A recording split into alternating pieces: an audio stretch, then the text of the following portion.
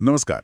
आज हम Shane parish की किताब है क्लियर थिंकिंग, उसके हिंदी सारांश और कुछ नोट्स पर बात करने वाले हैं। कोशिश ये रहेगी कि उन खास बातों को समझें जिनसे हम बेहतर और साफ सुथरे फैसले ले पाएं। तो सबसे पहला सवाल जो दिमाग में आता है वो ये कि आखिर सोचना, या कहें कि सही तरीके से सोचना इतना ज़रूरी क्यों है भाई? और अगर ये इतना ज़रूरी है भी, तो अक्सर इसमें इतनी दिक्कतें क्यों आती हैं? क्या चीज़ है जो हमारी सोच को ना धुंधला कर देती है? चलिए, आपके पास जो नोट्स हैं और ये सारांश है, इसी के जरिए इन सवालों के जवाब ढूंढते हैं। ठीक है। तो सबसे पहली बात जो सामने आती है और काफी दिलचस्प भी है, वो है स्पष्टता से भी पहले जागरूकता चाहिए। मतलब कोई फैसला करने से पहले ये समझना कि हम असल में सोच कैसे रहे हैं।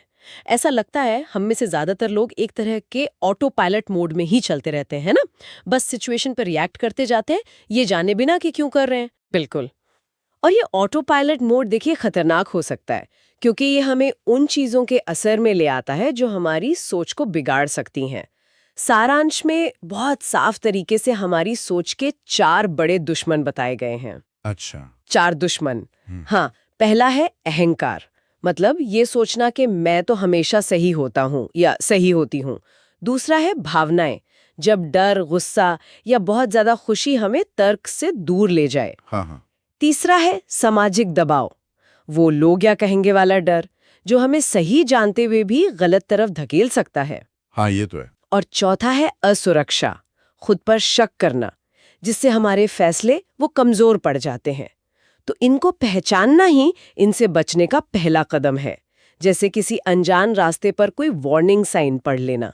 ये तो बिल्कुल रोज की कहानी लग रही है। अहंकार, भावनाएं, समाज का दबाव और खुद पर शक। कमाल है कि सारांश ने इनको इतनी सफाई से बताया है।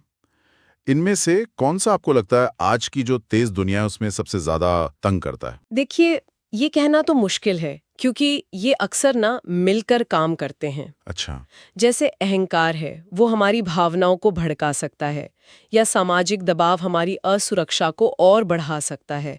लेकिन हाँ, शायद भावनाओं का जो आवेग है वो सबसे जल्दी असर डालता है, क्योंकि वो हमें सोचने का वक्त ही नहीं देता। सही बात है। इसीलिए इनसे निपटने के तरीके जानना बहुत जरूरी हो जाता है। और यहीं पर बात वाकई मजेदार हो जाती है, क्योंकि सारांश सिर्फ प्रॉब्लम बताकर नहीं छोड़ता, बल्कि इन दुश्मनों से लड़ने के लिए 4 प्रैक्टिकल, कह सकते हैं, हथियार या टूल्स भी देता है। पहला है रुकें, पॉज।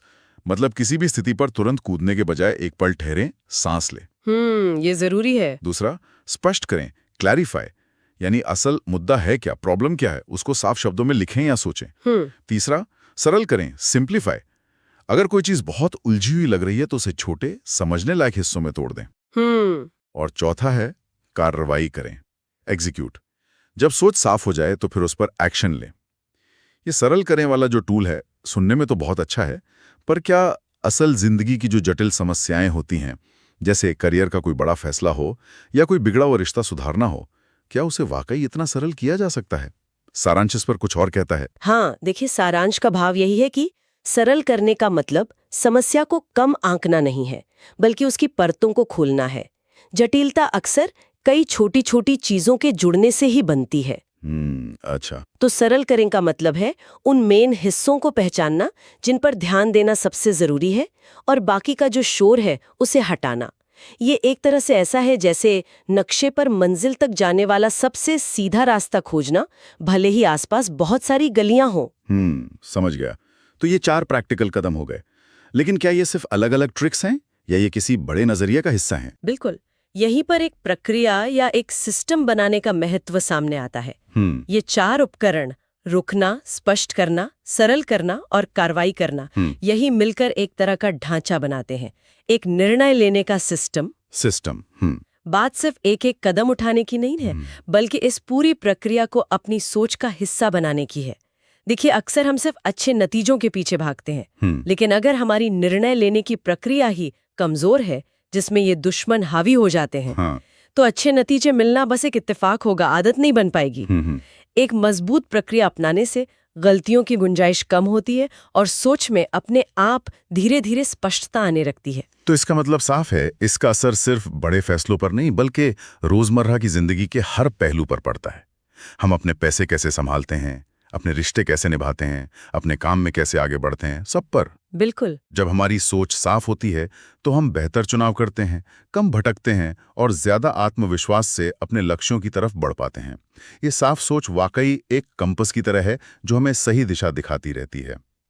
तो संक्षेप में कहें तो आज की इस पूरी बातचीत का जो निचोड़ है वो यही है कि बेहतर जीवन और बेहतर निर्णय लेने के लिए सिर्फ ज्यादा सोचना काफी नहीं है, बल्कि अपने सोचने के तरीके को जानना और उसे लगातार सुधारना जरूरी है। हाँ, ये समझना कि हमारी सोच कहाँ उलझ सकती है और उन उलझनों को सुलझाने के लिए सही उपकरणों का इस्तेमाल करना, यही असली खेल है। बिल्कुल सही। और अंत में एक विचार छोड़ जाते हैं सबके लिए। जैसा कि सारांश इशारा करता है, असली बुद्धिमानी शायद इसी में है कि हम अपने अहंकार, अपनी बेलगाम भावनाओं और बाहरी दबावों से ऊपर उठकर फैसले ले सकें। इस दिशा में पहला सबसे छोटा कदम उठाने के लिए आज कोई व्यक्ति किसी भी स्थिति पर प्रतिक्रिया देने से पहले सिर्फ रुकने, पॉज का अभ्यास कैसे शुरू कर सकता है? शायद बस 5 सेकंड के लिए। ये सोचने का विषय है,